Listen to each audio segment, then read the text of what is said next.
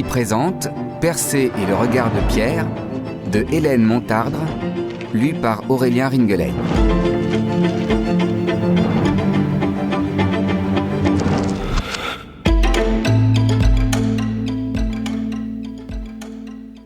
Chapitre 1. Un cheval sur le sable. La mer avait pris une teinte turquoise, celle qu'il aimait tant et qui provoquait toujours chez lui une irrésistible envie de partir. Les yeux plissés, Persée contempla l'horizon. L'eau secrète s'étendait jusqu'au bout de la terre. Pas très loin, une île était posée, découpant sur le ciel une côte montagneuse. Il soupira. Elle était si proche, et pourtant, jamais il ne s'y était rendu. En fait, toute son existence s'était déroulée à Sériphos. « Persée !» Son nom résonna sur la plage déserte, et il tourna la tête. Talaos accourait vers lui, le visage rieur.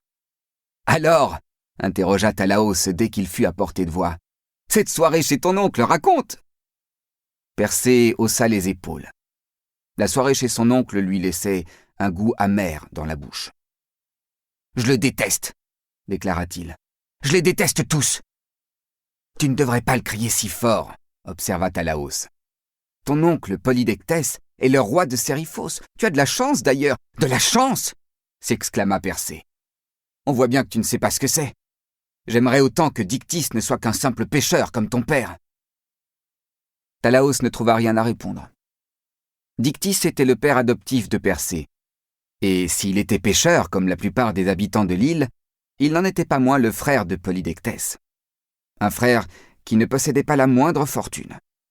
Résultat, Persée appartenait à la famille royale, mais était rejeté par l'aristocratie de Sériphos et tenu à l'écart par les autres fils de pêcheurs.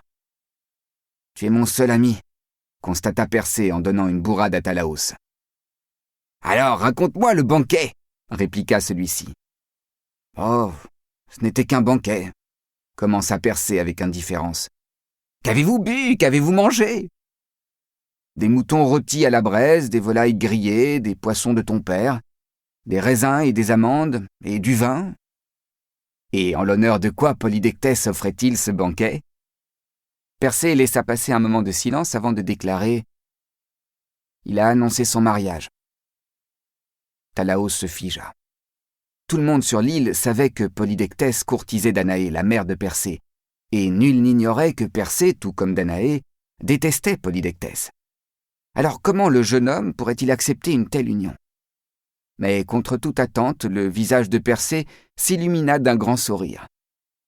Son mariage avec Hippodamie, une princesse lointaine. « Eh bien voilà une bonne nouvelle !» s'exclama Talaos. « Disons que c'est la bonne nouvelle. Il y en a une mauvaise ?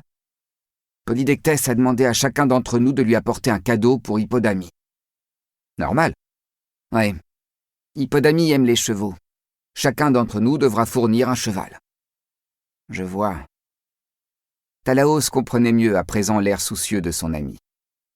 Un cheval coûtait cher et ni Persée ni Dictys n'avaient les moyens de s'en procurer un. « Les dieux t'aideront », affirma-t-il. « Je voudrais bien savoir comment », murmura Persée. Talaos s'éloigna et Persée resta seul sur la plage tandis que le soleil déclinait. La mer clapotait à ses pieds.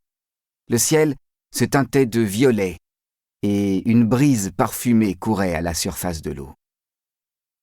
Les dieux l'aideraient, si seulement c'était vrai. Soudain, un hennissement attira son attention.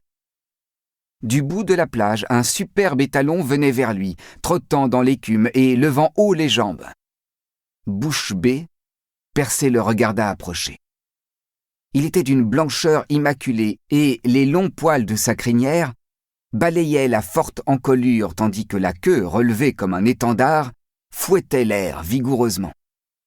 Lorsqu'il fut à une dizaine de mètres de Persée, il s'arrêta, baissa la tête en s'ébrouant et poussa un bref hennissement. Persée avait retrouvé ses esprits. Voilà. Les dieux... Nous espérons que vous avez apprécié cet aperçu. Pour continuer à écouter ce livre audio sur Google Play Livres, utilisez le lien dans la description de la vidéo.